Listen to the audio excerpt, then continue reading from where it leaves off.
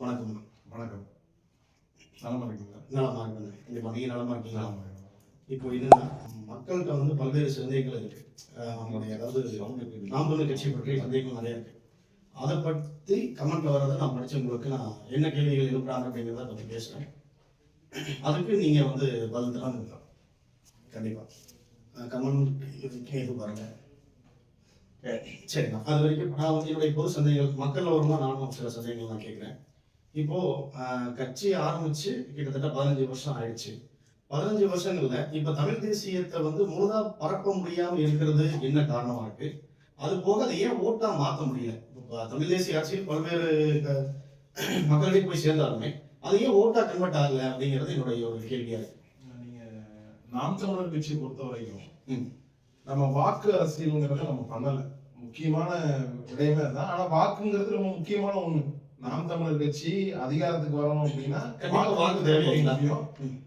ஆனா இங்க இருக்கக்கூடிய வாக்கு அரசியலோட கட்டமைப்பு எப்படி இருக்குன்னு பாத்தீங்கன்னா, நீங்க வாக்க பெறணும்னா ஒண்ணு காசு கொடுக்கணும். நீங்க வாக்க பெறணும் அப்படின்னா ஒரு திரை கவர்ச்சியில இருக்கணும். நீங்க மக்களினுடைய வாக்க பெறணும்னா ஊரை அடிச்சு உடையில போடுறவங்களா இருக்கணுங்கிற ஒரு கட்டமைப்பு தான் இத்தனை ஆண்டு காலங்களா இருக்கு. இப்போ திமுகங்கிற ஒரு கட்சி இருக்குது.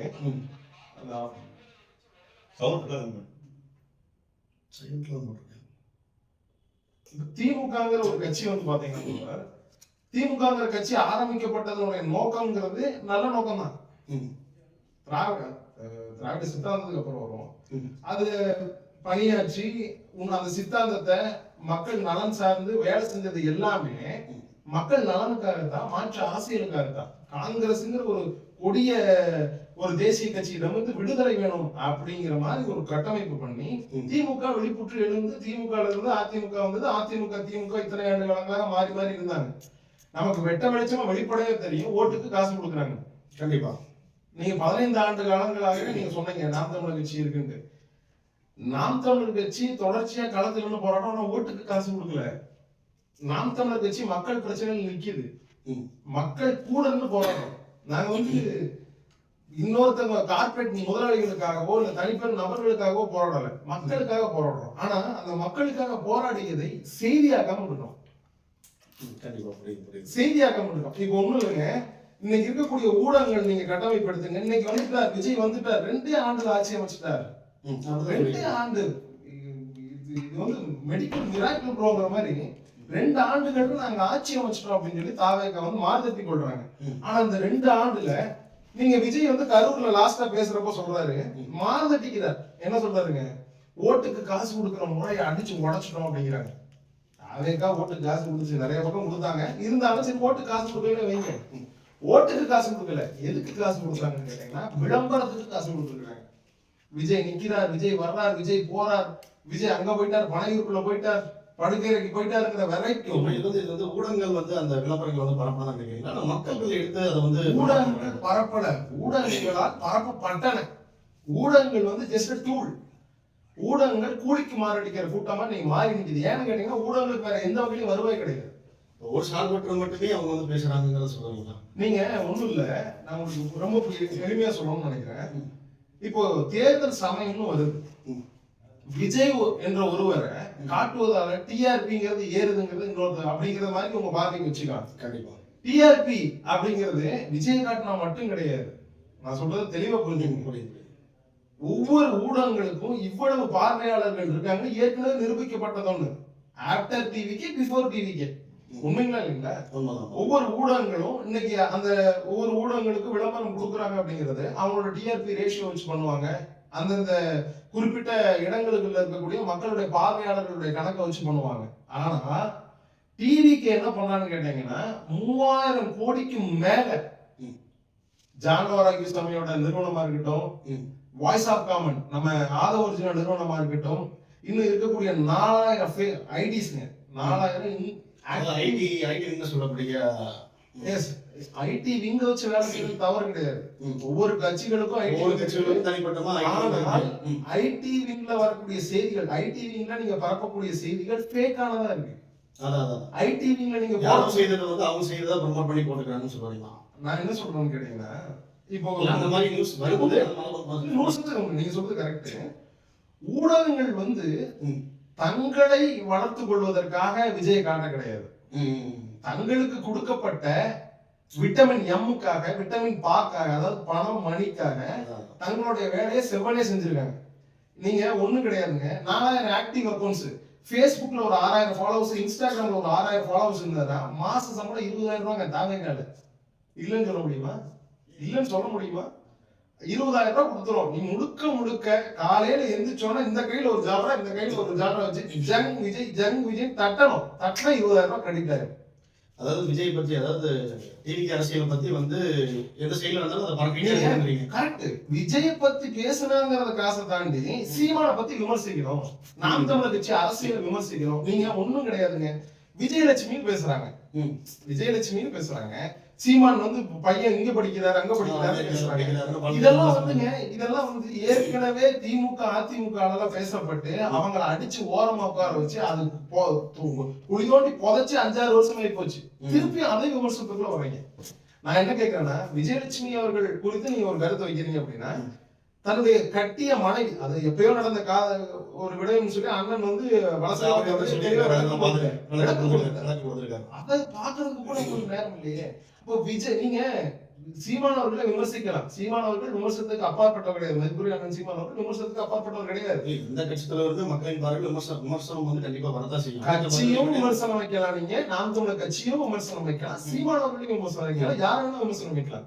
விமர்சனம்ங்கிறது சொற்கள் தானே தவிர நம்ம காயப்படுத்துற கற்கள் கிடையாது.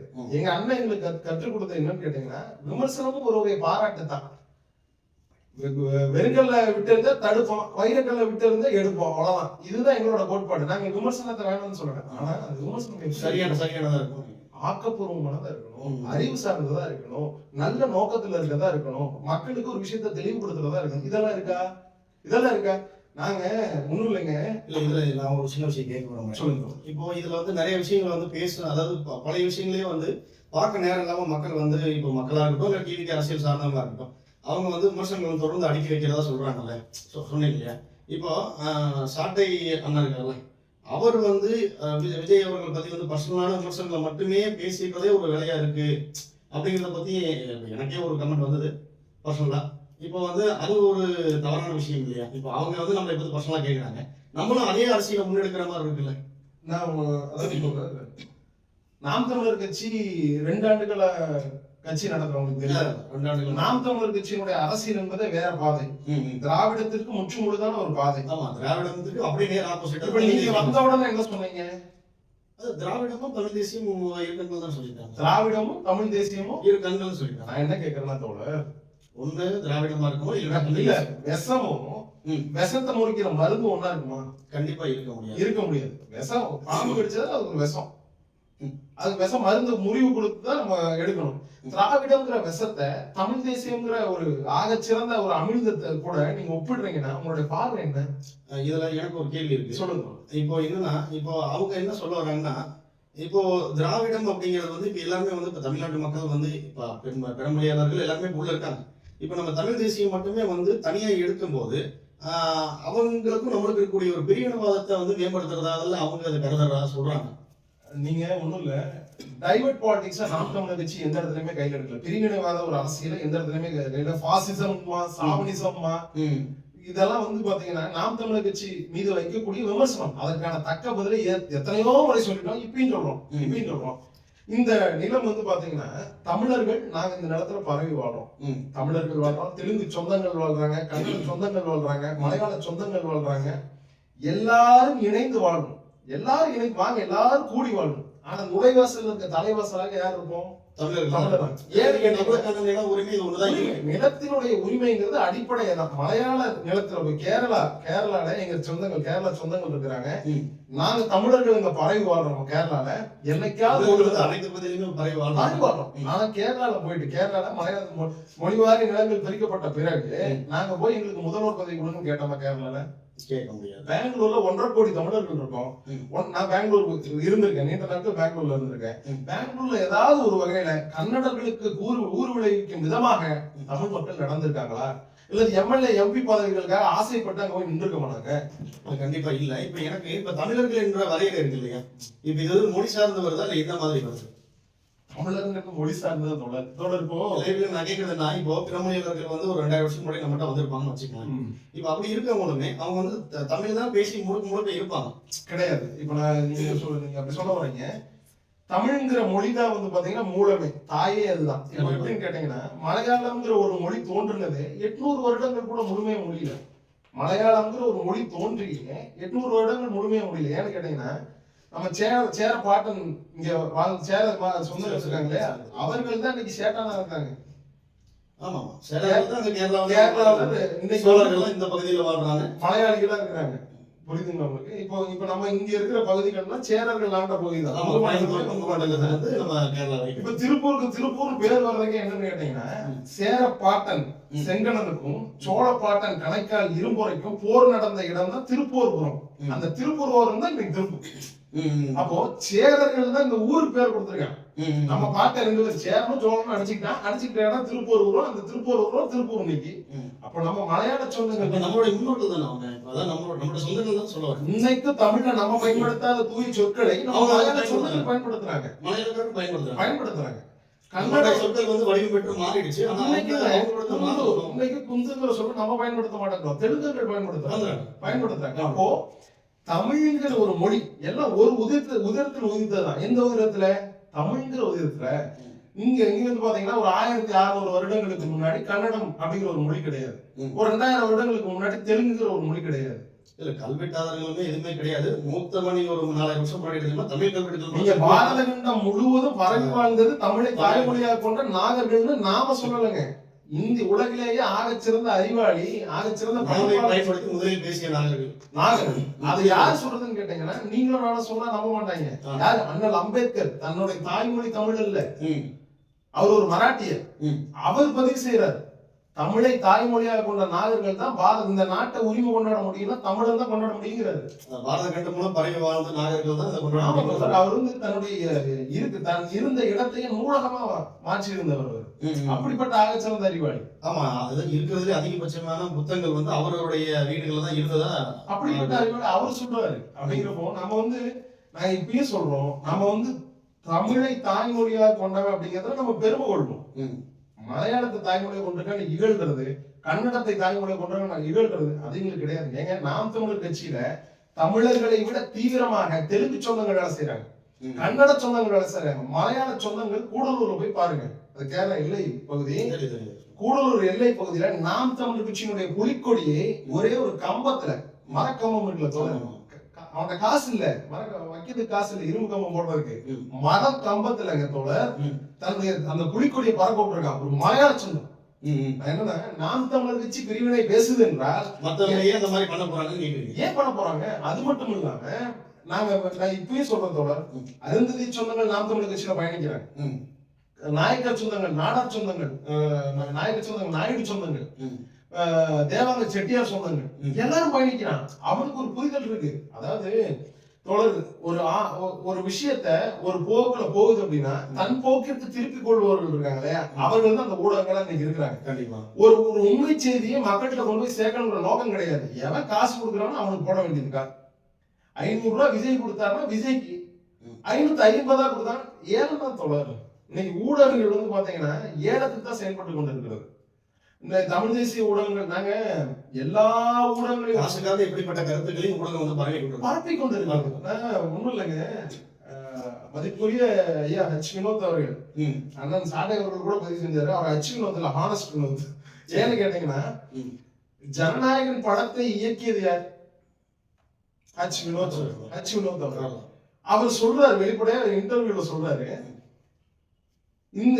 அவர் கூட நான் வந்து பணியாற்றி இருக்கேன் விஜய் அவர்கள் கூட, எனக்கு தெரியாது மக்களுக்கு என்ன தெரிஞ்சிருக்குன்னு தெரியல எனக்கு அப்படின்னு சொல்றாரு. அது மட்டும் இல்லாம திட்டமிட்டு பொய் செய்திகள் பரப்பப்பட்டு கொண்டு இருக்கின்றன, அந்த பொய் செய்தியை தாங்க முடியாம உண்மைகள் வந்து தெரியாம இருக்கு, அப்ப பொய் செய்திக்கு இன்னொரு பொய் செய்திக்குன்னா சண்டையா இருக்கு அப்படின்னு சொல்ல வர்றாரு. உங்களுக்கு புரியுதா? நாங்க வந்து இது பகிரங்கமா குற்றச்சாட்டு வைக்கிறோம். கரூர் சம்பவத்துல முழுக்க முழுக்க முழுக்க முழுக்க காரணம் விஜயனுடைய மெத்தனம், விஜயனுடைய கவனக்குறைவு, விஜயனுடைய ஒரு பஞ்சுவாலிட்டி இல்லாத தனம். இதுதான் காரணம் கரூர் சம்பவத்துக்கு. ஏன்னா நாங்க கரூர் போயிருந்தோம். இல்ல, அதாவது மக்கள் டிவி நண்பர்கள் ஒரு சிலர் என்ன சொல்றாங்கன்னா, இப்போ வந்து நான் உங்க வீட்டு நிகழ்ச்சிக்கு வரேன் அப்படின்னா அந்த நிகழ்ச்சிக்கான பாதுகாப்பு ஏற்பாடுகள் உங்களுடைய தான். நான் லேட்டா வந்தேங்கிற ஒரு காரணத்தை மட்டுமே வச்சு நான் தான் எல்லாத்துக்கும் காரணம் அப்படிங்கறத நீங்க டிவி கேமரா சொல்லக்கூடாது. தோழர் நான் ஒண்ணு சொல்றேன் தோழர். கரூருடைய மாவட்ட செயலாளர் யாரு? மதியழகன். மதியழகன்ங்கிறத கரூர் மாவட்ட தாவேக செயலாளர். மதியழகன் என்ன பண்றாரு கேட்டீங்கன்னா, ஜனநாயகன் படத்தினுடைய முதல் நாள் முதல் காட்சி போய் உட்கார்ந்துட்டு கண்ணீர் வடிக்கிறார். கண்ணீர் இங்க வந்து பேண்டுக்குள்ள வந்து கீழே வரைக்கும் போகுது கண்ணீர். உங்களுக்கு புரியுதா? 41 பேர் இறந்ததற்கு ஒரு துளி கண்ணீர் வரல. கண்ணீர் கிடையாது. அவன் கண்ணிலே பார்க்க முடியல, ஓடிட்டான், தெரிச்சுட்டான். ஆனா செத்தது தாவே காக்காரு.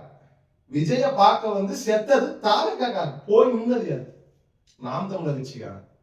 எங்க அண்ணன் இடுமோனம் காட்சி இரவே போயிட்டாப்ல. எங்க அண்ணன் சாட்டை எல்லாம் இரவே வந்துட்டாங்க. நாங்க விடிக்காலையில 7 மணிக்கு போறோங்க. 11 மணி வரைக்கும் இருந்துட்டு நான் சொல்றதை கேட்டுங்க. ஒரு பிஞ்சு குழந்தை, அந்த பிஞ்சு குழந்தை உடல் முழுவதும் துணி சுற்றப்பட்டு வருகிறது.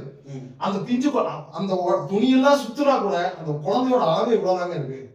கண்ணி வருமா வராதா? பொண்ணா வேங்க பொண்ணா வேங்க இல்ல வந்து நான் என்ன கேட்கிறேன்னா, விபத்து. சரி விபத்து, சரி விபத்து அவரும் ஒரு காரணம் என்னுடைய பார்வை. சரி அவரும் ஒரு காரணம் நீங்க சொல்றீங்க, அவங்க சொல்ல மாட்டேங்கிறாங்களே.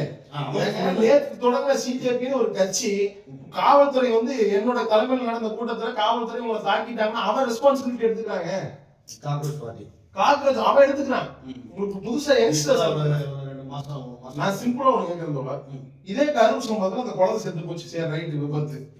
ஆகாஷ்னு ஒரு பையன், அவங்களுக்கு 2 பேருக்கு அந்த பையன் நாம் தமிழர் கட்சிக்காரர். அந்த பெண் தான் வந்து விஜயனுடைய ரசிகை.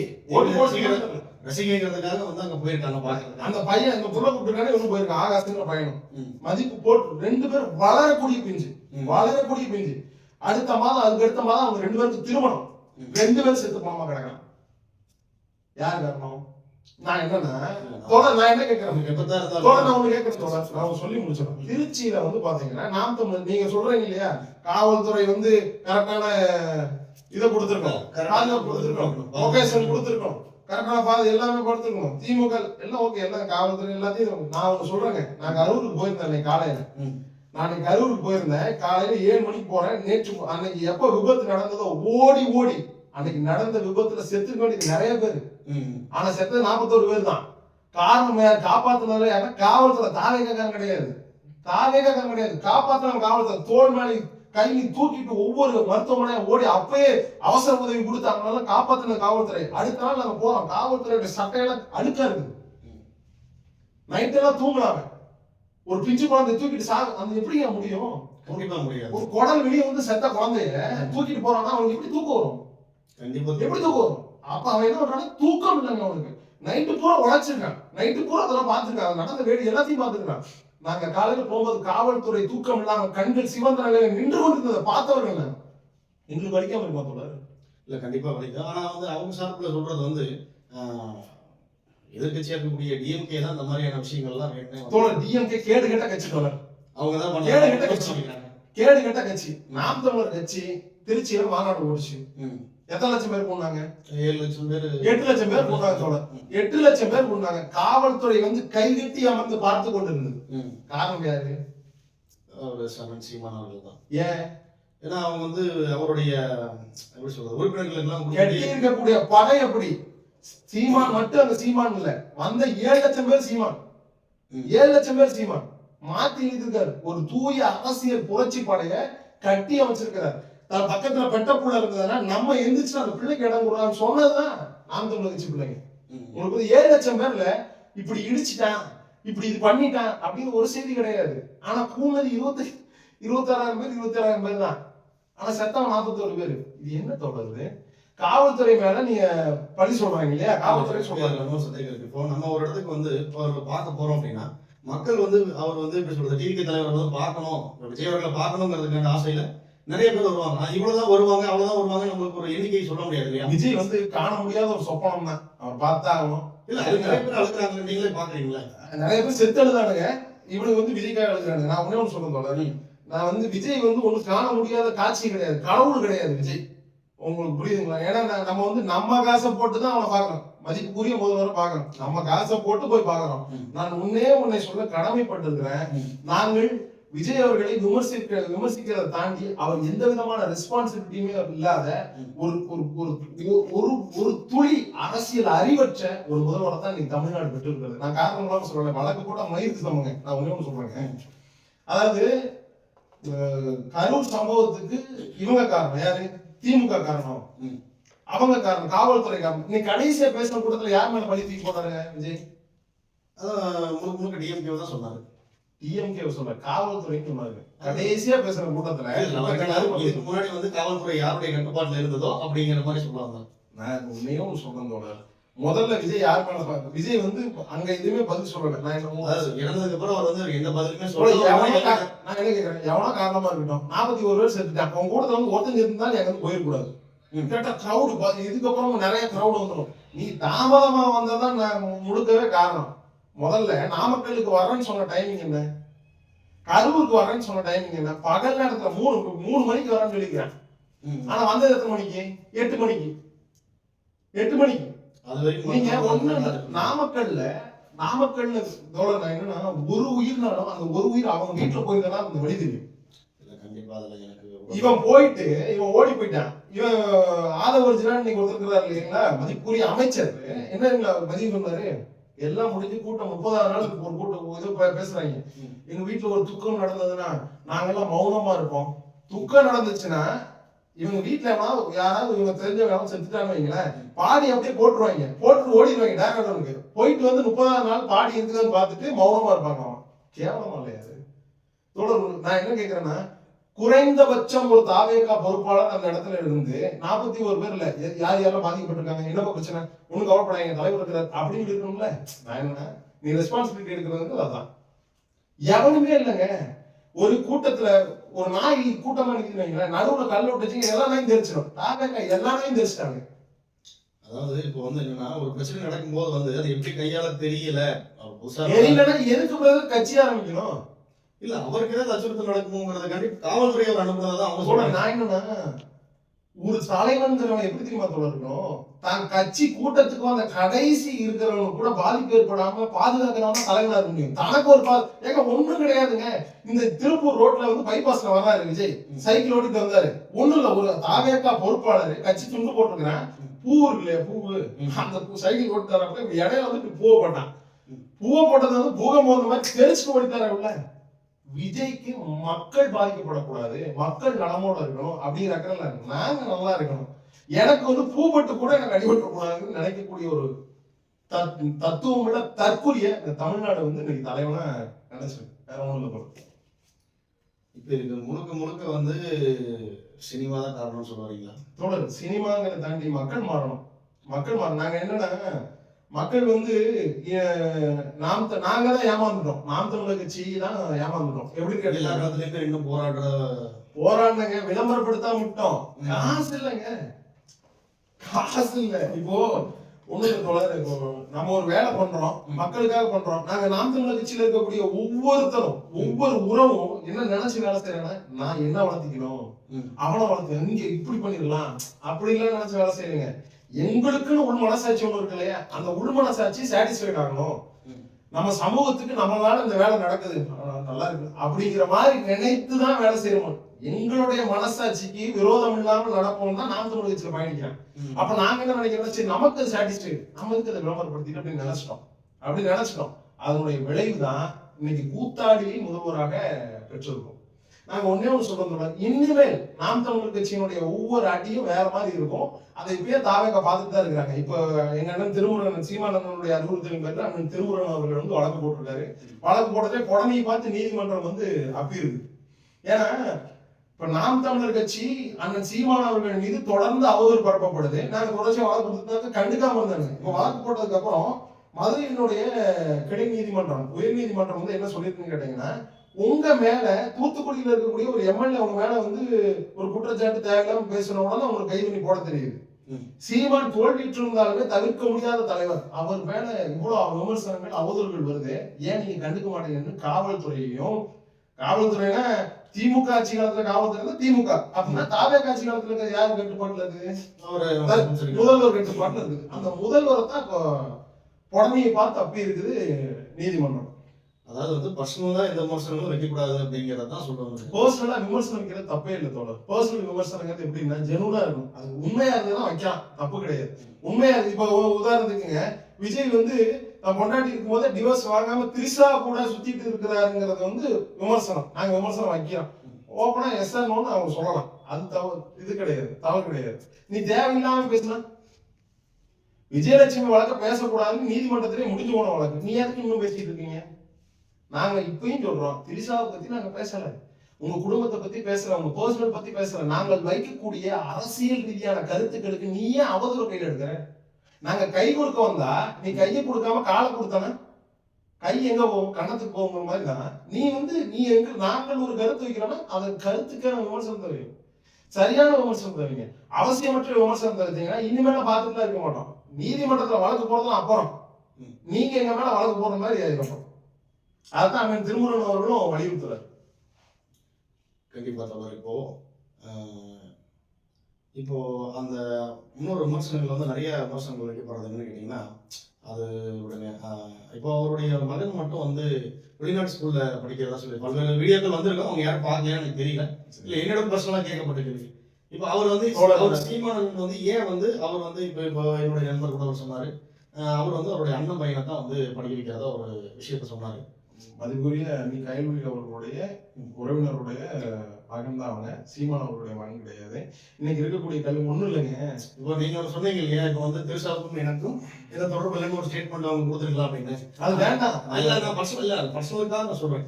அந்த மாதிரி வந்து இப்போ இவரும் ஒரு இதை சொல்லியிருக்காரு. அந்த மாதிரி கிடையாது, ஏகப்பட்ட விஷயம் சொல்லியாச்சு தோழர். நான் என்னன்னா ஒரு சில விமர்சனங்களுக்கு நம்ம பதில் சொல்லலாம். இந்த மாதிரி இப்போ ஒன்றும் கிடையாதுங்க.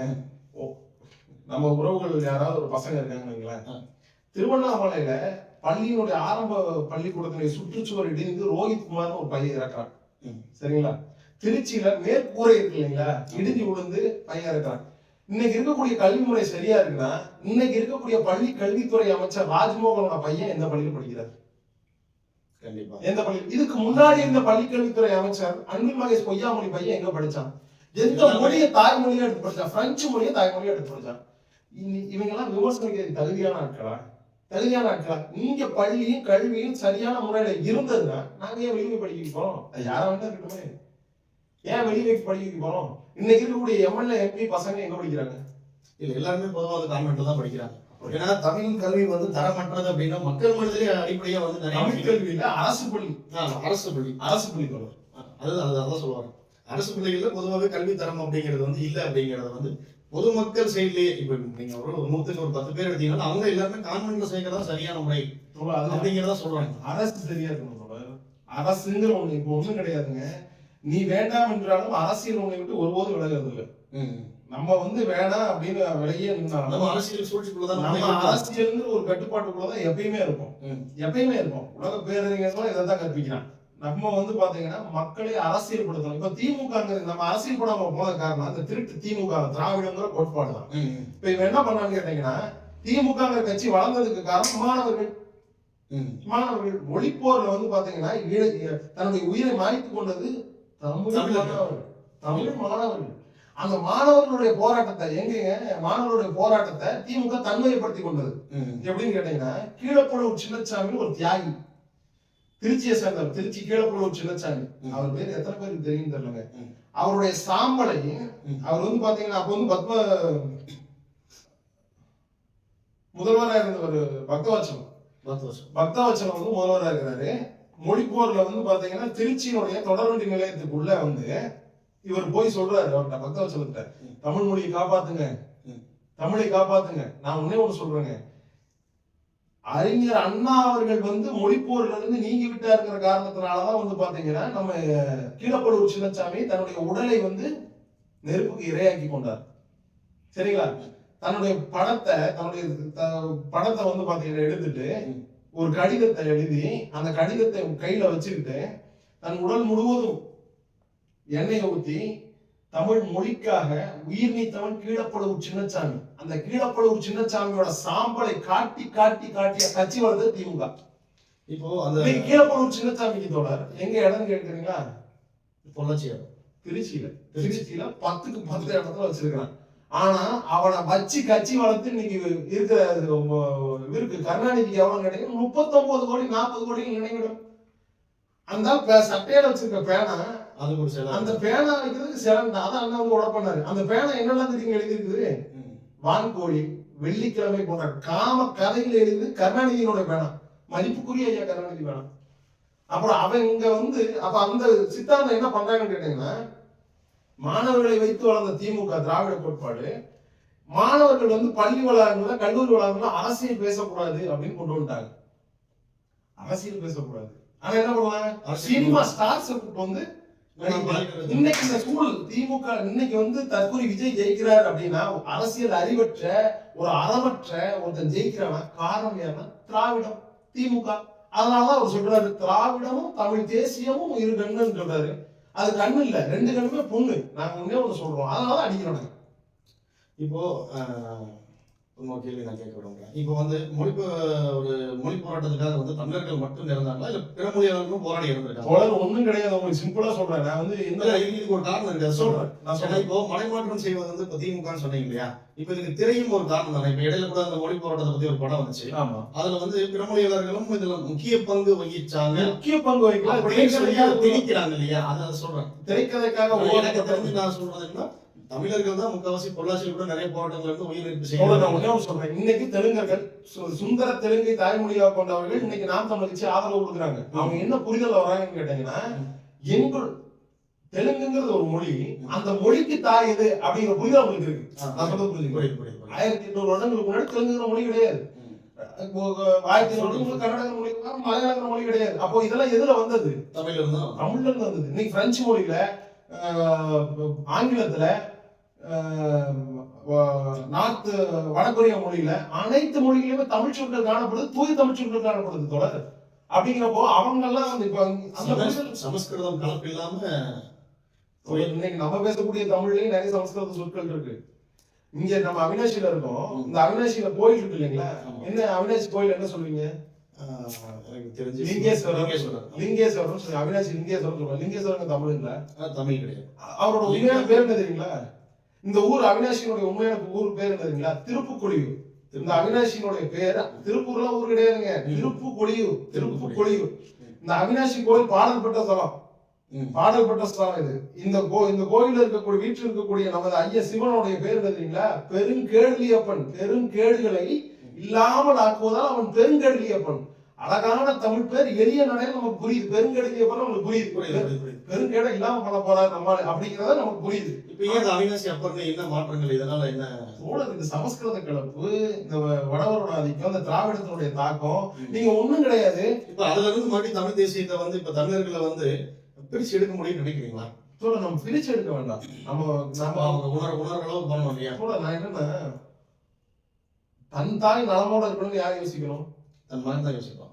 தான் யோசிக்கணும், தன் யோசிக்கணும், அவங்க மகன் யோசிக்கணும். அப்போ நம்மளுடைய தாய்மொழி கட்டி விடக்கூடாது. ஒவ்வொரு தமிழரும் நினைச்சாலும் முடிஞ்சிச்சு, சரியா இருக்குமே. நீங்க ஒண்ணும் இல்ல, பேருந்துல போறீங்க, பயணச்சீட்டு என்பதே வந்து வடமொழி சொற்களோட கலந்ததுதான் அப்படிங்கிற ஒரு முடிவுக்கு நிறைய பேர் வந்துட்டாங்க. வரக்கூடாது, அதாவது அப்படி தோணக்கூடாது. தோணா இதுலயே அடிப்பட்டாக்குற மாதிரி சொல்லுவாங்க. சரி, ஓகே. இப்போ எனக்கு இப்போ ஒரு புதுசா வந்த ஒரு பிரச்சனையை பத்தி பேசிக்கலாம். இப்போ நான் எனக்கு தெரிஞ்சு அதிகமா வந்து இலங்கைக்கும் நாம் தமிழ் கட்சிக்கு வந்து அதிகமா சம்பந்தம் இருக்கு. மற்ற கட்சிகள் பேசுறத விட இலங்கையில் இருக்கிற அந்த இழப்பா இருக்கட்டும், மொழிவாய்ப்பு இதா இருக்கட்டும், இல்ல அங்க இருக்கக்கூடிய அவர் பிரபாகரன் அவருடைய தலைமையை ஏற்றிருக்கிறதா இருக்கட்டும், ராவணன் அவன் முப்பாட்டம் சொல்றாங்க வரைக்கும். ஆனா இப்போ இதுல இருக்கக்கூடிய இந்த ஆகிய கலப்புல வந்து அவர் வந்து ஒரு பிராமணர் தான், அவர் வந்து தமிழர் கிடையாது அப்படிங்கிறதுக்கு ஒரு படம் வந்து இப்போ கர்நாடகால இருந்து இப்போ ஒரு ட்ரெயிலர் விட்டுருக்காங்க.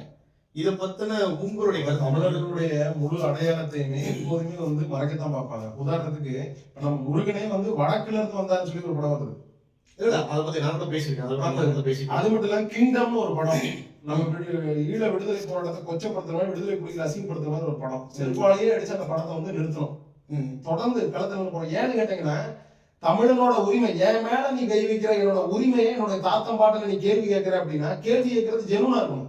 ஜெனுனா இல்லாதப்போ என்ன நடக்குமோ அது நடக்கும். ஏன்னு கேட்டீங்கன்னா, இப்ப தெலுங்குகளை பத்தி நம்ம விமர்சிக்கிறது கிடையாது. ம். தெலுங்குகளை பத்தி ஏன்னா நம்ம விமர்சிக்க தேவையில்லை. தேவையில்லை. அவர்கள் மொழி நிறைய இருக்கு. நாங்களும் நினைக்கிறோம் தெலுங்குங்கிற மொழி செழித்தவர்களும் நலமோட இருக்கணும், அந்த மக்கள் நல்லா இருக்கணும்னு நாங்க நினைக்கிறோம். மலையாள சொந்தங்கள் எங்க ரொம்ப அண்மையில பிரிஞ்சு போன மொழி, ரொம்ப அண்மையில பிரிஞ்சு போன மொழி. அவங்க நலமோட இருக்கணும், நல்லா இருக்கணும்னு நாங்க நினைக்கிறோம். எந்த சூழல்லையும் அவங்க அவங்களுக்கு ஒரு பிரச்சனை எங்களை தாண்டி தான் தொடங்குற நிலைமையில நாங்க இருக்கிறோம். கன்னட மொழி உயர்ந்திருக்கணும், செழித்திருக்கணும், அந்த மக்கள் நலமோட இருக்கணும் நம்ம நினைக்கிறோம். அது எந்த மாற்று கருத்தும் கிடையாது. ஆனால் யாராக இருந்தாலும் நம்முடைய அடையாளத்தின் மீதும் நம்முடைய பண்பாட்டின் மீதும் நம்முடைய கலாச்சாரத்தின் மீதும் நம்முடைய நில வளம் சார்ந்து ஏதாவது ஒரு பிரச்சனைகளை பொறுக்கணும்னா எவனா அண்ணா இருந்தது தம்பியா இருந்தது அது யாராக வேண்டுமானாலும் இருக்கட்டும் தூக்கி போட்டு வைக்கும். ஒரு உதாரணத்துக்குங்க, நீங்க திமுக ஒரு கண்ணுன்னு சொல்லி விஜய் சொன்னார் இல்லைங்களா, நீங்க வந்து பாத்தீங்கன்னா எங்க பாட்டன்மார்களுக்கு மொழிப்போர்ல உயிரிழந்த ராசேந்திரன், விருகம்பாக்க அரங்கநாதன், சத்தியமங்கலம் முத்து, இவங்க கீழே போட உச்சகத்தான் இவர்களை வந்து போற்றி கொண்டாடுவதற்கு நேரம் கொடுக்கல. ஆனா பொட்டி ஸ்ரீராமன் சொல்லி எல்லை பிரிப்புல சென்னையை ஆந்திராவோட இணைத்து விடுங்கன்னு சொன்ன பொட்டி ஸ்ரீராமன் இருக்காரு இல்லையா, அவருக்கு இவங்க விழா எடுக்கிறாங்க தமிழ்நாட்டுல. தமிழ்நாட்டுல இப்ப நம்ம சொல்றோம் இல்லையா, நம்ம சொல்ற மாதிரி அங்க வந்து ஆந்திரால பொட்டி ஸ்ரீராமன் மொழி அந்த எல்லை பிரிப்புல. அப்ப அவங்க வந்து அவங்கள போற்றி பாராதன்னு நினைக்கிறாங்க. நம்மள ஏன் போற்றி பாராதன்னு நம்மளுக்கு சொல்லி தரல. நம்மளுக்கு இருக்கக்கூடிய திராவிடர்களுடைய ஓட்டை வாங்குறதுக்காக அப்படி ஒரு யாரு தோழர் திராவிடர், யார் திராவிடர்? இப்ப பிரபலமானவர்கள் இங்க தமிழ்நாட்டுல வாழ்றாங்க, அவங்க தான் நம்ம திராவிடம். தோழர் கிடையவே கிடையாது. நீங்க ஃபர்ஸ்ட் நம்ம இதைத்தான் சொல்லிக்கணும். ஏன்னா இந்த எண்ணத்தை தான் சொல்லிக்கணும். திராவிடம்ங்கிற ஒரு சித்தாந்தம் இருக்கு இல்லையா, திராவிடங்கிற சித்தாந்தத்தை யார் கொண்டு வந்தது? அது திமுக தான் கொண்டு வந்தது. முன்னாடி கிடையாது. நம்ம தாத்தம் பாட்டேன் ரெட்டைமலை சீனிவாசன், அயோத்திதாச பண்டிதருங்கிறவங்க தான், ஜான் ரத்னம்ங்கிறவங்க தான் இந்த திராவிட கோட்பாடை கொண்டு வர்றாங்க. அதுக்கு முன்னாடி பேசுறது யாருன்னு கேட்டீங்கன்னா இவருங்க, இந்த திராவிடங்கிற சொல்ல வந்து கொண்டு வந்தவர். அந்த பேர் என்ன தோழர்? தெரியல. சரி, அதை வந்து கொண்டு வந்தது வந்து பாத்தீங்கன்னா திராவிடத்தை இவங்க திராவிடங்கிற சொல்லி அங்க இருந்து எடுத்து சொன்னாங்க. கால்கள் டக்குனு மடைக்க மாட்டேங்குது. எனக்கு திராவிடம் கொண்டு வந்தாலும் செருப்பு அடிக்கணும்னு தோணுது. அதனால மறந்துடுறதோட திராவிடம்ங்கிற சொல்லு கொண்டு வந்த தாண்டி திராவிட கோட்பாட்டை கட்டமைச்சது யார் தெரியுங்களா? திராவிட கோட்பாட்டோட கட் பண்ணிருக்கிறது யாருன்னு தெரியலன்னு சொல்லுவாங்க. என்னன்னு கேட்டீங்கன்னா கால்டு வெள்ளுங்கிறவர் வந்து பாத்தீங்கன்னா திராவிட சித்தாந்தம்ங்கிறத நூல் எழுதுறாரு. அந்த திராவிடங்கிற சொல்ல புடிச்சு கொண்டு வந்தது யாருன்னு பாத்தீங்கன்னா அயோத்திதாச பண்டிதரும் ரெட்டைமலை சீனிவாசனும் ஜான் ரத்னமும். இவங்களாம் யார் தெரியுங்களா? அயோத்திதாச பண்டிதர் யார் தெரியுங்களா? அயோத்திதாச பண்டிதர் திருக்குறள்ங்கிற நூலை திருக்குறள்ங்கிற நூலை வந்து பாத்தீங்கன்னா அயோத்திதாச பண்டிதருடைய தாத்தா கந்தப்பன்கிறவங்க தான் மீட்டார். ஓலைச்சுவடிகள் இருந்து அச்சில இருந்தது காரணம் எல்லிஸ்ல ஏத்துனாருங்க. எல்லிஸ்ங்கிற ஒரு ஆங்கிலேய துறை. அவருக்கு இந்த கட்டுகளை திருக்குறளுடைய கட்டுகளை எடுத்து கொடுத்தது அயோத்திதாச பண்டிதருடைய தாத்தா கந்தப்பன். ஏன் அயோத்திதாச பண்டிதர் மறக்கடிக்கப்படுறார்? ஏன்னா ஒரு பறையர். ரெட்டைமலை சீனிவாசன் உதயசூரியன் சின்னம் இன்னைக்கு திமுக வச்சிருக்கு இல்லையா, அந்த சின்னத்துக்கு உரியவர் யார் தெரியுமா? பத்திரிகை 4 இடம் நடத்தினார். பறையர் என்ற பேர்ல பத்திரிகையே நடத்தினார் ரெட்டைமலை சீனிவாசன். ஆக சிறந்த அறிவாளி, அம்பேத்கருக்கு முன்னாடி. இவரு பேசுறாங்க திராவிட பெண்ணிய சுதந்திரம், சமத்துவம், சமூக நீதி, சகோதரத்துவம் பேசுறாங்க இல்லையா. இந்த கோட்பாட்டை கொண்டு வந்தது இவர்கள் தான், ஜான் ரத்னமும் ரெட்டைமலை சீனிவாசனும் தான். அந்த கோட்பாட்டை இந்த ஈரோட்டு ராமசாமி அவர்கள் வந்து தன்மைப்படுத்தி கொண்டார். நீதி கட்சியை தொடங்காத இவங்க கிடையாது. நீதி கட்சியை தொடங்காத ஈரோட்டு ராமசாமி கிடையாது. தமிழன் தொடங்கினா அவன் தன்மைப்படுத்தி கொண்டான்.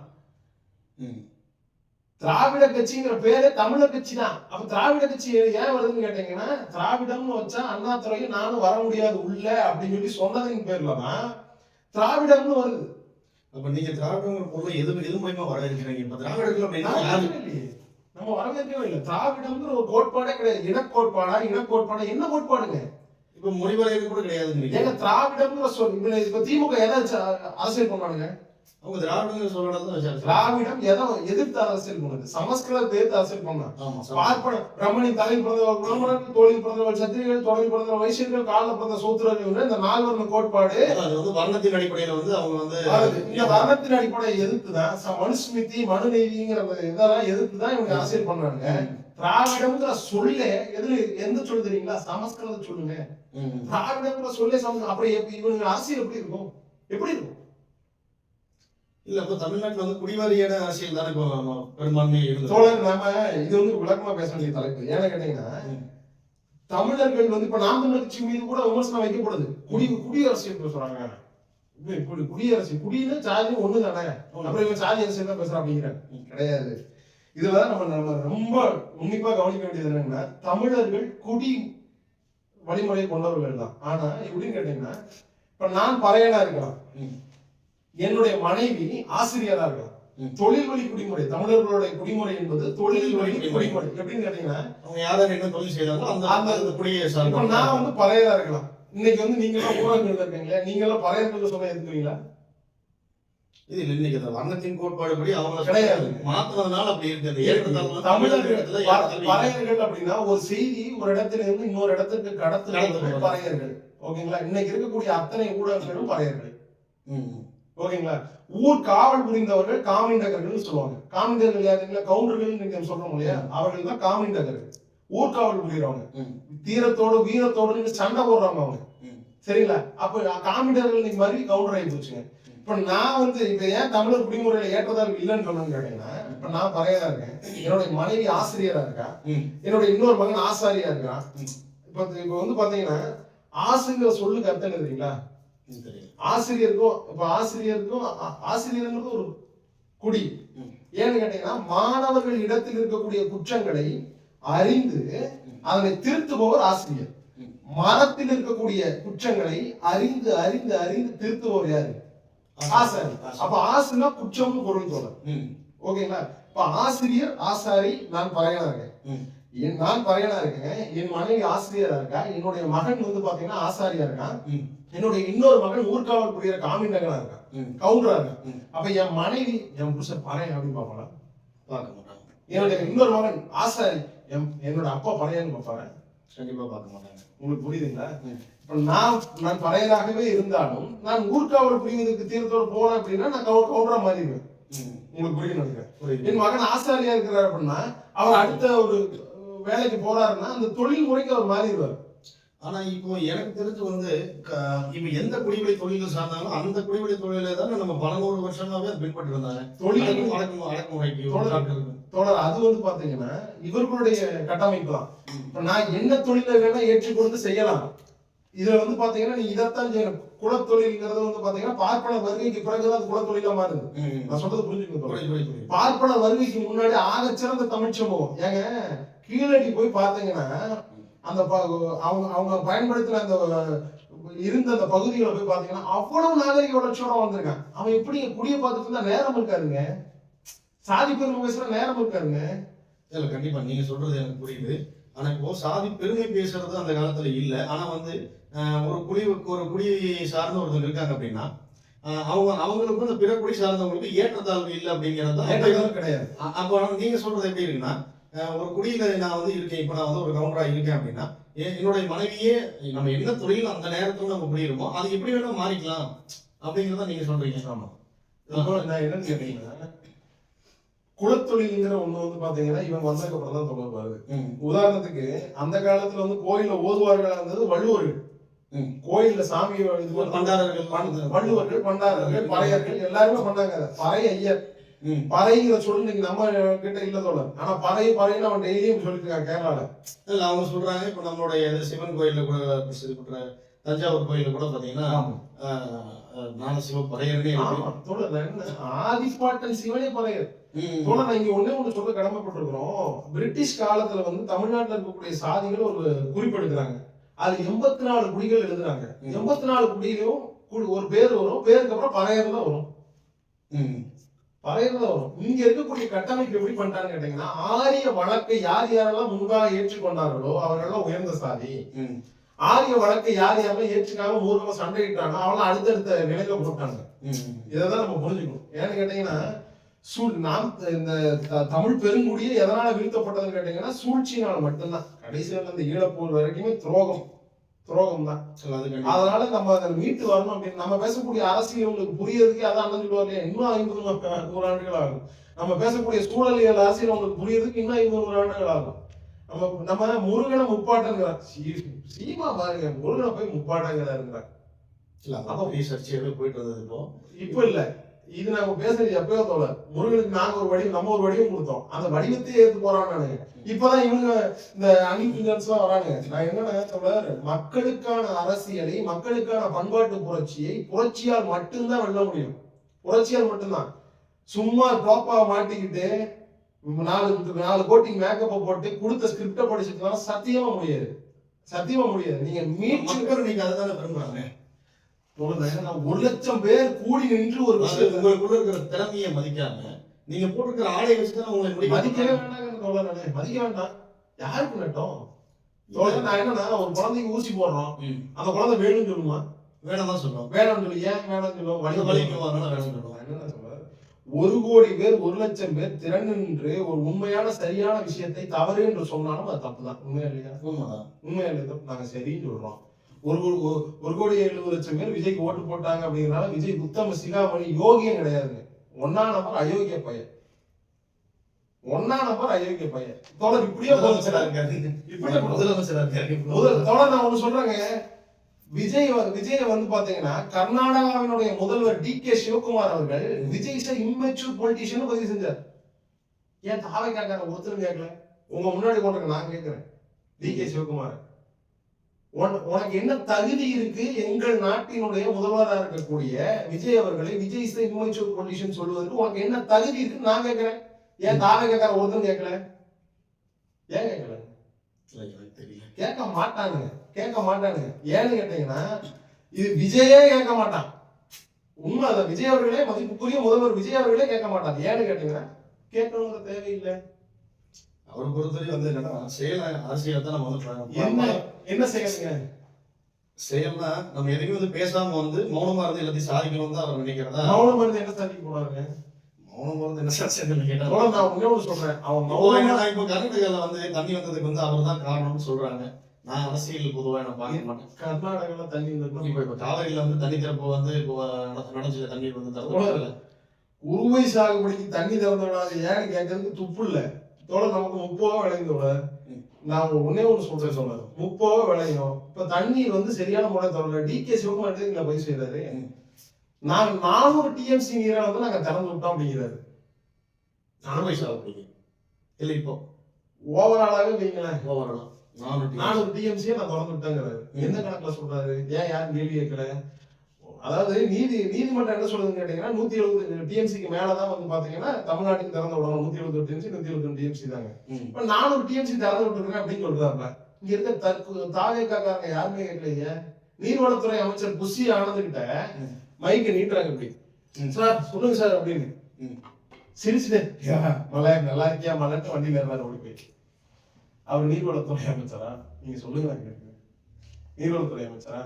கிழவரப்பள்ளி அணை தமிழ்நாட்டுக்கு கர்நாடகாவிலிருந்து உற்பத்தி நந்தி மலைத்தொடரிலிருந்து 3 நதிகள் உற்பத்தியாகி வருது. தென்பண்ணை, பாலாறு, காவேரி. சரிங்களா? இது தென்பண்ணை யாரு வந்து பாத்தீங்கன்னா முழுக்க நாசக்கேடாகி இருக்கு. அங்க கழிவு மேலாண்மை சரியா பண்ணாதனால இங்க அப்படி இருக்கான்.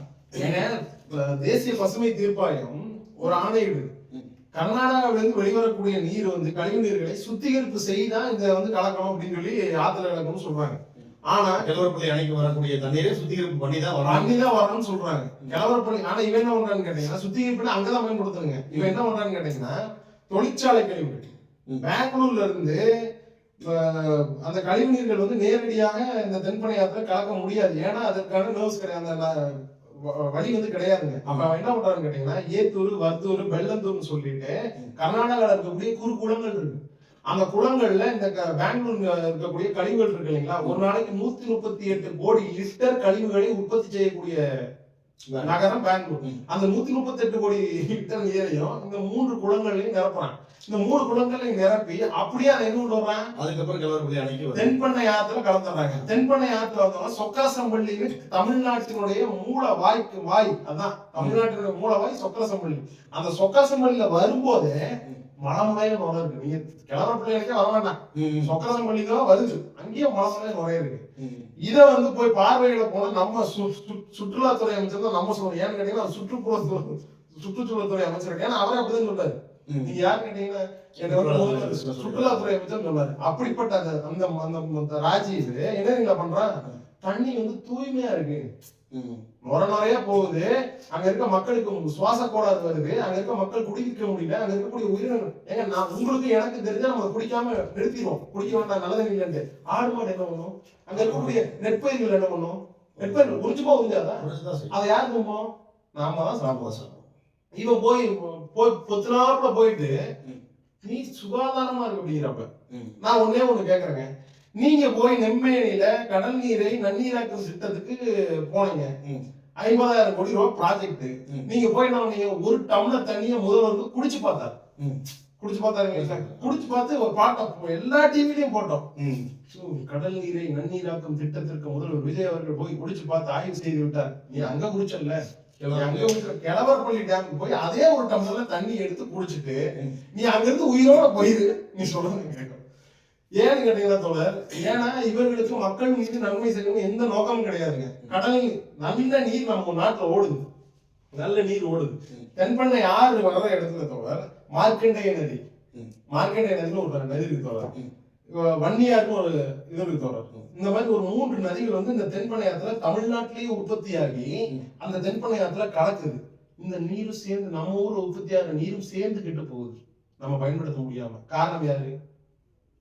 கர்நாடகாவில் வந்து கழிவுதாங்க. அதை கண்காணிக்காம இருக்கிறது யாரு? அவர் சுற்றுலாத்துறை அமைச்சர். சுற்றுலாத்துறை அமைச்சர் யார் கட்டுப்பாட்டுல இருக்காரு? அவரு டிவிக்கு அரசு கட்டுப்பாட்டுல இருக்கு. டிவிக்கு அரசு யார் கட்டுப்பாட்டுல இருக்கு? விஜய் கட்டுப்பாட்டுல இருக்கு. விஜய் கட்டுப்பாடு உண்மை இல்லையா போல? அப்ப இதுக்கு யாரு காரணம்? நீங்க என்ன சொன்னாலும் சுத்தி வச்சுட்டு விஜய் தலைமை வந்து சரியா சொல்றேன். நாளைக்கு விஜய் இல்லன்னா டிவிக்கு கட்சி இல்லன்னு சொல்ல முடியுமா நீங்க? அது கண்டிப்பா முடியாது. அப்ப யாரு காரணம்? விஜய் தான் காரணம். முழுக்க விஜய் தான் காரணம். இப்போ இதுல வந்து நான் வந்து பொதுமக்கள் சைட்ல இருந்து ஒரு விமர்சனம் வைக்கிறேன். இப்போ வந்து இப்போ அவருக்கு வந்து அரசியல் புரிதல் பெருசா இல்லைன்னு வச்சுக்கோங்க. இப்போ மக்கள் வந்து ஒரு தலைவனை வந்து சரியான தலைவனை தேர்ந்தெடுக்க தவறிட்டாங்கன்னு நீங்க சொல்றீங்க. ஆனா வந்து மக்கள் வந்து விஜய் அவர்கள் தலைவனா பாக்குறாங்க. ஆனா அவங்க கேட்கறது என்னன்னா, எங்களுக்கான அவகாசம் வேணும். இப்ப இவ்வளவு துறைகள் இருக்கு, இவ்வளவு விஷயங்களை கட்டுப்பாடு பண்ணணும் இல்லையா, எல்லாமே எங்களுக்கு வந்து நெருக்கடி கொடுக்குறீங்க. அவங்களுக்கு டிகேட்ஸ் வாட்டர் தான் கேட்க வேண்டியதா இருக்கு. எத்தனை சகாப்தங்கள் உங்களுக்கு வேணும்? எத்தனை நாள் நீங்க திமுக படி சொல்ல முடியும்? நான் என்ன கேட்கறேன் போல, நான் திருப்பி சொல்றேன். இதுக்கான பதில் நீங்களே சொல்றேன். நல்லாச்சு அந்த நாயகர் நிறைய பேர் வந்து இதான் சொல்றாங்க. 6 மாசம் ஆகல நீங்க விஜய் விமர்சிக்கிறீங்க, எங்களுக்கான நேரம் வேணும். 6 மாசம் வரைக்கும் எது விமர்சிக்கலாம். பொதுவாவே வந்து சிம்பிளா இல்ல, பொதுவாவே வந்து இப்ப நாம் தமிழர் கட்சி சார்ந்தோ இதுல யாராவது ஒருத்தங்க பேசினாலும், இப்ப நீங்க ஒரு கருத்திலே முன் வச்சா கூட விஜய் நீங்க வந்து அதிகபட்சமும் தாக்கி தான் பேசுறீங்க. அவருக்கான நேரம் ஒதுக்கீடு அதையும் கொடுக்கறது இல்லை. இப்போ இந்த டாஸ்மார்க்ல இருக்கக்கூடிய 10 ரூபா கூட கேன்சல் பண்ணிருக்காங்க. அந்த மாதிரி அவருக்கு தெரிஞ்ச நல்ல 10 ரூபா கேன்சல் சொல்றேன் நல்ல விஷயங்களை வந்து முன்னெடுத்து செஞ்சுட்டு இருக்காரு அப்படிங்கறத சொல்ல வராங்க ஒரு சிலர். தொடர்ந்து சொல்றேன். நாங்க வந்து விமர்சிக்கிறதுக்கான நேரம் எங்களுக்கு கிடையாது. பொதுவாக சொல்றேன். ஏன்னா விஜய் வந்து எங்களுடைய விமர்சனத்துக்கு தகுதியான ஆள் வந்து இல்ல. நாம் தமிழர் கட்சி பிள்ளைகள் வைக்கக்கூடிய விமர்சனத்திற்கு தகுதியான ஆள் வந்து விஜய் கிடையாது. ஆனா எங்க தலையெழுத்து வேற வழி இல்லாம அவர் விமர்சிக்கிறோம். ஏன்னு கேட்டீங்கன்னா, நீங்க சொல்றீங்க 6 மாசம் வந்து டைம் கொடுக்கல, மக்கள் வந்து இப்படி கேட்கறாங்க, டைம் வேணும் இல்லையா, சகாப்தங்கள் வேணும் இல்லையான்ட்டு 6 மாசத்துக்குள்ள என்ன செய்ய முடியும் அப்படின்னு கேட்கக்கூடிய இதே தாவேகா கூட்டம் தான் நல்லாட்சி தந்த நாயகரேன்னு எடப்பாடிக்கு போட்ட அதே கேப்ஷனை போட்டு இங்க எல்லாம் ஒட்டிருக்காங்க. இல்லன்னு மறுக்க முடியுமா? நீங்க கண்டிப்பா மறுக்க முடியும். அப்ப நல்லாட்சி நீ கொடுத்துட்டு நல்லாட்சி தந்த நாயகரேன்னு போட்டுக்கலாமா இல்லையா? நாங்க வேணாம்னு சொல்றேன். ஏன் அப்புறம் போடுறேன்? கேள்வி வருதா இல்லையா? சொல்ல கேள்வி வருதா? அவர் மேல இருக்கக்கூடிய தனிப்பட்ட பந்தத்திலும் பாசத்திலேயே அவங்க போறாங்க. தனிப்பட்ட பந்தத்துல நம்ம போறது இல்லையா? தனிப்பட்ட பந்தத்துல அவன் என்ன பண்றான்னு கேட்டாங்கன்னா, அவன் வீட்டுக்குள்ள போட்டு வச்சுக்கலாம். இல்ல அவன் பொதுவாவே போடட்டும். அவன் நல்லது பண்ணிருக்கணும்ல. தொடர் சூயஸ்ங்கிற ஒரு நிறுவனம், ஒரு தனியார் நிறுவனம் பொலிவியாவுல நீருக்கு போர் வந்ததுன்னா முழுக்க காரணம் இந்த சூயஸ்ங்கிற ஒரு நிறுவனம். இது கோயம்புத்தூர்ல கொண்டு வந்து வச்சிருக்காங்க. இன்னைக்கு விவசாயிகள் போராடிட்டு இருக்காங்க. இன்னைக்கு சேலம் மாநகராட்சி 1035 கோடி ரூபாய்க்கு தாரை வந்தது இதே தாவேகா அரசு. இப்போ இதுல எனக்கு ஒரு முரண்பாடு இருக்கு. என்னன்னா, இப்ப இது வந்து டிஎம்கேவும் ஏடிஎம்கேவும் இருக்கக்கூடிய பேருக்குள்ளே வந்து அது அப்ரூவல்லாம் கொடுத்து இயங்கிட்டு இருந்ததா வந்து அவன் சரியில்லைன்னா உடனே போறாங்க. உண்மை இல்லையா? அவன் சரியில்லைன்னு உண்மை ஆகுனா, இப்போ ஒரு விஷயம் வந்து ஃப்ளோல போயிட்டு இருக்கு, எல்லாருக்கும் தண்ணீர் தட்டுப்பாடு இல்லாம கொடுக்கணும்னு போயிட்டு இருக்கு. இந்த நேரத்துல நம்ம அதை போய் கை வச்சா அது ஒரு பிரச்சனையாகும். இப்போ அதுக்கு மாற்றம் நம்ம யோசிக்க கூட டைம் இல்லைங்களா? புரிய மாட்டேங்க தோழர். இப்போ ஒரு நன்னீரை நம்மளுடைய நாட்டுல மழைப்பொழிவு பெய்யுது, மேகங்கள் வந்து நமக்கு மழை தாய் வந்து நமக்கு மழையை தர்றாங்க, அதை வந்து அறுவடை செய்து நாம வந்து குளங்கள்ல ஏரிகளை தேக்கி வைக்கிறோம். அதை இன்னொரு நிறுவனம் எடுத்து ஏன் கொடுக்கணும்? இங்க டம்ளர்ல தேடி இருக்கு தோழர், இதை நான் இப்படி எடுத்து குடிச்சுக்க முடியும். இல்ல கேமராமேன் நீங்க வாங்க இதை எடுத்து கொடுங்க நான் குடிச்சுக்கிறேன் அப்படிங்கிறது எவ்வளவு பெரிய முட்டாள்தனம். அதாவது இப்ப நீங்க சொல்ல வர்றது ஓகே தான், ஆனா எல்லாமே வந்து மேலாண்மை செய்யறதுக்கு முடியுமில்ல? அரசால இதை பண்ண முடியும்னா அரசுடைய வேலை என்ன தோழர்? இல்ல இதுக்கு முன்னாடி வந்து சொல்றேன், அதாவது எப்படி சொல்றேன்னா, இதுக்கு முன்னாடி வந்தது ஏஜென்ட் அடிப்படையில தான் எல்லாமே. எப்படி சொல்றது, பிரைவேட்டுக்கு தான் நிறைய விஷயம் சரியில்லை. அதாவது நீங்க சொல்றது புரியுது, அவன் சரியில்லைன்னா உங்களை வந்து வச்சோம் அப்படின்னு கேட்க வரைக்கும் புரியுது. அவங்க என்னன்னா, இப்ப நம்ம வந்து என்னென்ன பணிகள் இருக்குங்கிறத நம்ம பாக்குறதுக்கு முன்னாடியே நம்ம எல்லாத்தையும் ஒவ்வொன்னா கட் பண்ணிட்டு இருந்தோம்னா அதனால நம்மளால எதுவும் பண்ண முடியாது. தனியார் நிறுவனத்துக்கு நம்ம கொடுக்க வேண்டிய அவசியமும் தேவையும் எங்கேயுமே இல்லை. உங்களுக்கு புரியுதுங்களா? தனியார் நிறுவனம் என்ன பண்ணுவான்னு கேட்டீங்கன்னா, அவங்களுடைய லாப தேவையை மட்டும்தான் பாப்பா. எனக்குமே வந்து வேற நிறுவனங்களை கொடுக்குறீங்க. இப்ப கூட டாஸ்மார்க்ல வந்து 2500 கடை வந்து பிரைவேட் கொடுக்கறதா வந்து கேவலம், வெக்கக்கேடு, அசிங்கம். டாஸ்மார்க் வேண்டாம் மூடுறேன்னு சொன்னவன் இன்னைக்கு வந்து 2500 கடை தனியார் கொடுத்துட்டானா, தனியார் கொடுத்துட்டா மது உழைஞ்சிருமா? ஸ்போர்ட்ஸ் எடு ட்ரக்க விடுன்னு சொன்னாப்ல, ஸ்போர்ட்ஸ் எங்க எடுக்கிறது? 2500 கடை திறந்தா ஸ்போர்ட்ஸ் ரன்னிங் அத்தனை ஓடி போய் 11 மணிக்கு வந்துருந்தோம்ல, 11 மணிக்கு முன்னாடி கடையை மூடுறதுக்கு முன்னாடி 10-59 போய் சரக்கு வாங்கலாம். ஸ்போர்ட்ஸை எடுத்து போய் ட்ரக்க வாங்கலாம். ஏன் இதெல்லாம் ட்ரக்ல வராதா? கண்டிப்பா ட்ரக்ல தான் வரும். மதுங்கிறதே வந்து கண்டிப்பா போதைங்கிறது தான் வரும். அப்புறம் தோல அப்ப ஸ்போர்ட்ஸ் எடுத்து ட்ரக்கோட எதை சொன்னீங்க? நான் உங்களுக்கு சொல்லட்டுமா? மெட்ட வெளிச்சமா குற்றச்சாட்டு வைக்கிறேங்க, குற்றச்சாட்டு வைக்கிறேன். தமிழ்நாடு முழுவதுமே இவங்க வந்து பாத்தீங்கன்னா ஏற்கனவே இருந்த சப்ளை இந்த கஞ்சாக்கள் கம்மியாக்கப்பட்டு இன்னைக்கு மெத்தபெட்டமைன் கிம்முங்கிற போதைப் பொருட்கள் புழக்கத்துல இருக்குது. கிள்ளி சரத்துன்னு ஒருத்தன் சேப்பாக்க ஸ்டேடியத்தை வந்து மாத்திரையை நசிக்கிட்டு இருக்கேன்.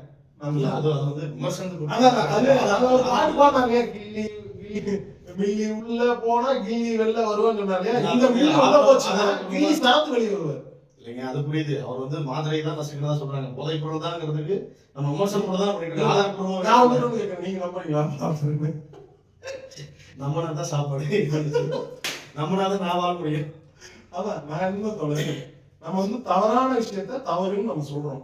அதை ஏற்றுக்கிறதே ஏற்றுக்காட்டு அப்படிங்கிறதெல்லாம் தாண்டி நீ ஏத்துக்கிட்டு தான் ஆகணும். ஏன்னு கேட்டீங்கன்னா, ஒரு அரசியல் பாதையில் இருக்கீங்க நீங்க, சினிமாக்குள்ள இல்ல. ஜனநாயகன் படம் ஹிட்டுங்கிறாங்க, ஜனநாயகன் படம் ஹிட்டுங்கிறாங்க. அப்புறம் எதுக்கு 500 டிக்கெட் 100 ரூபா, 500 டிக்கெட் 100 வெளியே இருக்காங்க? ஏன் சொல்ல, நான் ஒன்னே ஒன்று சொல்றேங்க, மனசாட்சிக்கு விரோதம் சொல்றேன். ஜனநாயகன் படத்துக்கு சுறா எவ்வளவு பரவாயில்ல, ஜனநாயகன் படத்துக்கு நான் 10 தடவை பகவந்த் கேசரி பார்த்துட்டு போயிடுவேன். வேற ஒண்ணும் இல்லை. இல்ல அது வந்து அவரோட தனிப்பட்ட அவங்களுக்கு பிடிச்சவங்க நிறைய பேர் இருக்காங்க, அவங்க பாக்குறாங்க. நான் விஜய் ரசிகன், நான் விஜய் ரசிகன், நீங்க நம்பித்தான் ஆகணும். உண்மைதான். சரி ஓகே, எனக்கு இதுல என்னோட மொபைல் எங்க இருக்கு, லைவ் முடிச்சேன். ஒரு கூட இல்லையா? 3 பேட்டரி முடிச்சேன். மணிவேல் தான் போட்டிருப்பாரு, நம்ம பேசுறது. சரிங்களா? அது தமிழ் படை சேனலுக்காக நேர்காணல் ரொம்ப ரொம்ப நன்றி தோழர். தமிழர் படை வெல்லட்டும். கண்டிப்பா கண்டிப்பா.